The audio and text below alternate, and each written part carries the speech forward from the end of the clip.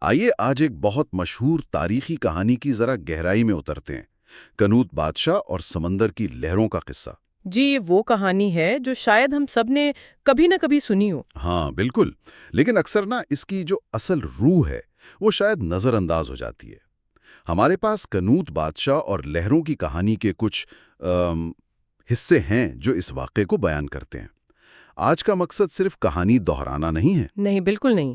بلکہ یہ سمجھنا ہے کہ یہ صدیوں پرانی حکایت آج بھی طاقت، عاجزی، اپنی حدود کو پہچاننے کے بارے میں ہمیں کیا سکھاتی ہے۔ جی، یہ بہت اہم نکتہ ہے۔ تو پھر شروع کرتے ہیں اس دلچسپ کہانی کا یہ گہرا جائزہ۔ کہانی کا جو مرکزی کردار ہے وہ ہے کنوت۔ انگلینڈ کا ایک بہت طاقتور بادشاہ گزرا ہے۔ جی ہاں، کنوت عظیم بھی کہا جاتا تھا اسے۔ بالکل، ذرائع بتاتے ہیں کہ اس کی فوج بڑی مضبوط تھی، کئی ملک فتح کیے ہوئے تھے۔ اور محل تو کہتے ہیں سونے چاندی سے بھرے تھے، تخت بھی جواہرات سے سجا ہوا۔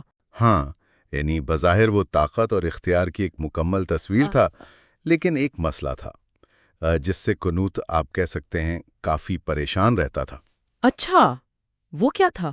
اس کے درباری وہ ہر وقت اس کی حد سے زیادہ تعریفیں کرتے رہتے تھے۔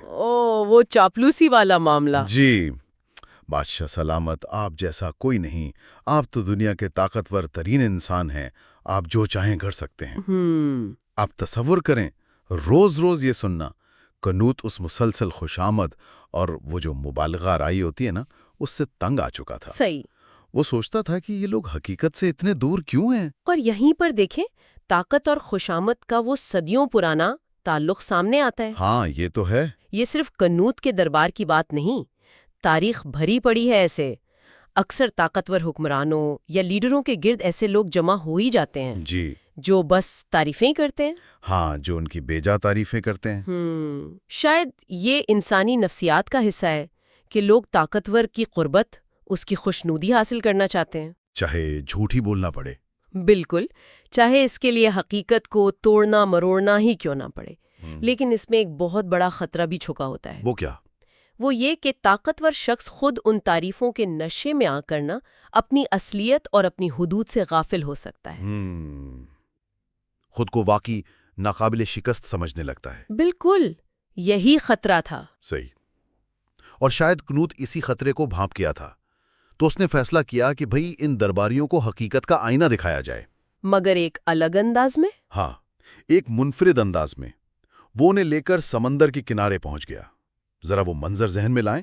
جی، کھلا ساحل، نیلا چمکتا پانی، کنارے سے ٹکراتی ہوئی لہریں، شاید ہلکی نمکین ہوا چل رہی ہو۔ ہاں، پرندے اڑ رہے ہوں گے۔ وہ ماحول ہی ایسا ہوتا ہے جو انسان کو سوچنے پر مجبور کرتا ہے۔ بالکل، جو فطرت کی وسعت اور اپنی حیثیت کا احساس دلاتا ہے۔ اور پھر کنوت نے جو کیا وہ اور بھی غیر معمولی تھا۔ اس نے اپنا شاہی تخت، وہی جواہرات والا، جی ہاں، وہی جواہرات جڑا تخت، عین ساحل پر پانی کے قریب رکھوا دیا۔ اچھا، خود بادشاہ نے سونے کے کام والے شاہی کپڑے پہنے، سر پر چمکتا ہوا تاج سجایا اور اس تخت پر بیٹھ گیا۔ واہ! اور سارے درباری وہ پیچھے کھڑے تھے، حیران پریشان کہ یہ ہو کیا رہا ہے۔ یقیناً ایک ڈرامائی منظر رہا ہوگا۔ ایک طاقتور بادشاہ پوری شان و شوکت سے فطرت کی ایک بڑی قوت کے سامنے۔ بالکل۔ پھر کنوت نے بلند آواز میں، جیسے وہ کسی انسان کو حکم دے رہا ہو، سمندر کی لہروں سے کہا۔ جی، کیا کہا؟ اے سمندر، میں بادشاہ کنوت ہوں، میں تمہیں حکم دیتا ہوں کہ یہیں رک جاؤ اور آگے مت بڑھو، میرے پیروں کو چھونے کی جرت نہ کرنا۔ یہ حکم اپنے آپ میں بہت معنی خیز ہے۔ ہاں نا؟ جیسا کہ ذرائع سے اندازہ ہوتا ہے، کنوت کوئی نادان شخص تو نہیں تھا۔ نہیں، بالکل نہیں۔ اسے یقیناً معلوم تھا کہ سمندر کی لہریں اس کے کہنے پر رکنے والی نہیں ہیں۔ تو پھر مقصد کیا تھا؟ دیکھیے، اس کا مقصد اپنی طاقت کا مظاہرہ کرنا نہیں تھا، بلکہ اپنی طاقت کی حد کا مظاہرہ کرنا تھا۔ اچھا، اپنی بے بسی کا اقرار۔ ایک طرح سے، ہاں، یہ ایک سوچا سمجھا قدم تھا۔ ایک عوامی سطح پر، خاص طور پر اپنے ان خوشامدی درباریوں کے سامنے حقیقت کو تسلیم کرنے کی کوشش۔ وہ انہیں عملی طور پر دکھانا چاہتا تھا کہ بھائی، تمہاری یہ جو بڑا چڑھا کر کی گئی تعریفیں ہیں، یہ حقیقت سے کتنی دور ہیں۔ صحیح، ایک طرح کا سبق۔ جی، ایک عملی سبق۔ آپ اسے ایک طرح کا سیاسی تھیٹر بھی کہہ سکتی ہیں، جس کا مقصد درباریوں کی سوچ کو جھنجھوڑنا تھا۔ بالکل۔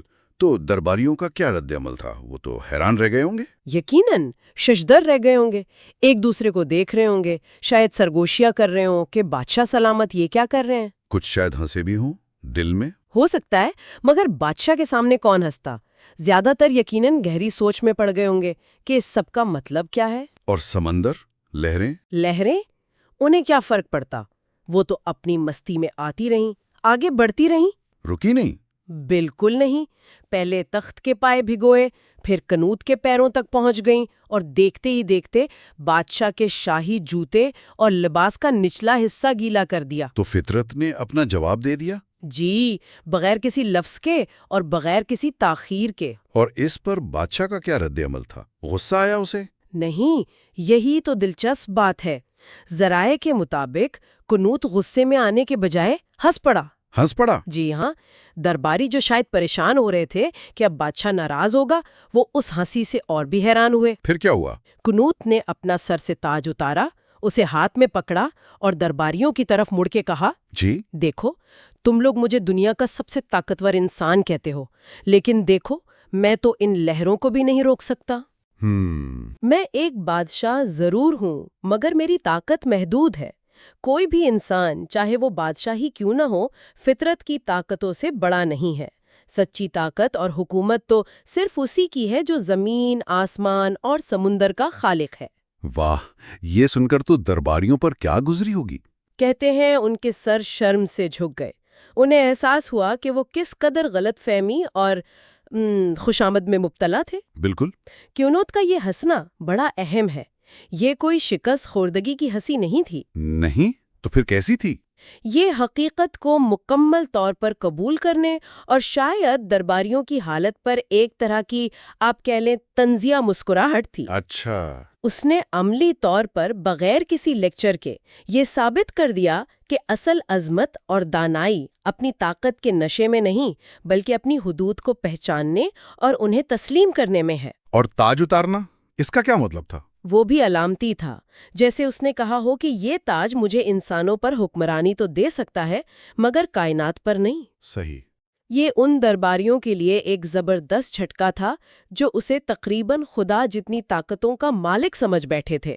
ان کا شرمندہ ہونا ظاہر کرتا ہے کہ پیغام پہنچ گیا تھا۔ جی بالکل، انہیں اپنی خوشامد اور حقیقت سے دوری کا احساس ہو گیا تھا۔ اس عملی مظاہرے کے بعد کنوت نے انہیں کچھ نصیحت بھی کی؟ جی ہاں، صاف الفاظ میں کہا، آئندہ یاد رکھنا، عقل مندی اسی میں ہے کہ ہم اپنی اصل حیثیت اور اپنی حدود کو پہچانیں۔ ہمیں تکبر نہیں، بلکہ عاجزی اور حقیقت پسندی کے ساتھ رہنا چاہیے۔ اور یہ صرف الفاظ نہیں تھے؟ نہیں، یہ اس تجربے کا نچوڑ تھا جو سب نے ابھی ابھی دیکھا تھا، اس لیے اس کا اثر یقیناً بہت گہرا ہوا ہوگا۔ تو کہانی کا نتیجہ کیا نکلا؟ کیا درباری بدل گئے؟ ذرائع بتاتے ہیں کہ ہاں، اس واقعے کے بعد درباریوں نے بادشاہ کی وہ جھوٹی تعریفیں کرنا بند کر دیں۔ اچھا۔ وہ زیادہ حقیقت پسند ہو گئے، اور کہا جاتا ہے کہ کنوت نے اس کے بعد اور بھی بہتر طریقے سے حکومت کی۔ شاید اس لیے کہ اب اسے زیادہ سچے مشورے ملنے لگے ہوں گے۔ بالکل ممکن ہے، اور لوگ پھر اس کی فوجی طاقت یا دولت سے زیادہ نہ، اس کی اس عاجزی اور دانشمندی کے قائل ہو گئے جو اس نے سمندر کنارے دکھائی تھی۔ جی، وہ کہنے لگے کہ قنوت واقعی عظیم ہے، اس لیے نہیں کہ وہ سب کچھ کر سکتا ہے، بلکہ اس لیے کہ وہ جانتا ہے کہ وہ کیا نہیں کر سکتا۔ یہ بہت گہری بات ہے۔ جی بالکل، اور یہی وجہ ہے کہ یہ کہانی آج بھی اتنی متعلقہ ہے۔ کیوں؟ اس کا بنیادی سبق کیا ہے آج کے لیے؟ اس کا بنیادی سبق جو مختلف ذرائع سے نکلتا ہے وہ یہی ہے کہ طاقت کی ہمیشہ ایک حد ہوتی ہے، اور سچی دانائی عاجزی اور حقیقت پسندی میں ہے۔ یہاں عاجزی سے کیا مراد ہے؟ صرف انکساری؟ نہیں، صرف مسکینیاں یا خود کو کمتر سمجھنا نہیں، بلکہ اپنی اصلیت، اپنی صلاحیتوں اور اپنی حدود کو ٹھیک ٹھیک پہچاننا، مطلب حقیقت پسندی۔ صحیح۔ جب کوئی فرد، چاہے وہ بادشاہ ہو، کوئی لیڈر ہو یا ایک عام انسان، اپنی حدود کو جانتا ہے تو وہ زیادہ بہتر، زیادہ محفوظ اور زیادہ دانشمندانہ فیصلے کرتا ہے۔ ناممکن کے پیچھے نہیں بھاگتا۔ بالکل، وہ ناممکن چیزوں کے پیچھے بھاگ کر اپنا اور دوسروں کا وقت اور وسائل ضائع نہیں کرتا۔ یہی وجہ ہے کہ یہ صدیوں پرانی کہانی آج بھی ہمیں اپنی زندگیوں کے بارے میں بہت کچھ سکھا سکتی ہے۔ سچی عزت، وقار اور اثر و رسوخ وہ طاقت کے کھوکھلے دکھاوے سے نہیں ملتا، بلکہ سچائی اور عاجزی سے ملتا ہے۔ جی، سچائی، حقیقت پسندی اور اپنی حدود کو تسلیم کرنے والی عاجزی سے حاصل ہوتا ہے۔ تو یہ کینوت اور لہروں کی کہانی صرف ایک بادشاہ کے سمندر کنارے کپڑے گیلے ہونے کا ایک دلچسپ واقعہ ہی نہیں، بالکل نہیں۔ بلکہ یہ اپنی حیثیت، اپنی طاقت اور سب سے بڑھ کر اپنی انسانی حدود کو سمجھنے کا ایک گہرا اور لازوال سبق ہے۔ جی بالکل۔ یہ اس طاقت کی یاد دہانی ہے جو تکبر میں نہیں بلکہ عاجزی اور خود شناسی میں پوشیدہ ہے۔ درست۔ یہ واقعی سوچنے پر مجبور کرتی ہے کہ ہم اکثر اپنی یا دوسروں کی صلاحیتوں کو کتنا بڑھا چڑھا کر دیکھتے ہیں۔ یقیناً، اور اس کہانی کا اطلاق بہت وسیع ہے۔ آپ اسے ذاتی زندگی پر لاگو کریں تو کیا سبق ملتا ہے ان کے لیے؟ ہاں، لیڈروں کو اپنی ٹیم کی اور اپنی تنظیم کی حدود کو سمجھ کر حقیقت پسندانہ اہداف مقرر کرنے کا درس دیتی ہے۔ اور معاشرتی سطح پر؟ معاشرتی سطح پر دیکھیں تو یہ ہمیں بتاتی ہے کہ کوئی بھی نظام، کوئی بھی نظریہ، کوئی بھی لیڈر کامل نہیں ہوتا، ہر ایک کی حدود ہوتی ہیں۔ یہ سمجھنا بہت ضروری ہے۔ جی بہت ضروری ہے کہ اپنی حدود کو تسلیم کرنا کمزوری کی علامت نہیں بلکہ یہ دانشمندی، پختگی اور خود آگاہی کی نشانی ہے۔ اور جو اپنی حد جانتا ہے وہ دوسروں کی حدود کا بھی احترام کرنا سیکھتا ہے۔ بالکل صحیح کہا۔ اور اس پوری گفتگو کے آخر میں ایک نکتہ ہے جو سوچنے کے لیے چھوڑ جاتے ہیں۔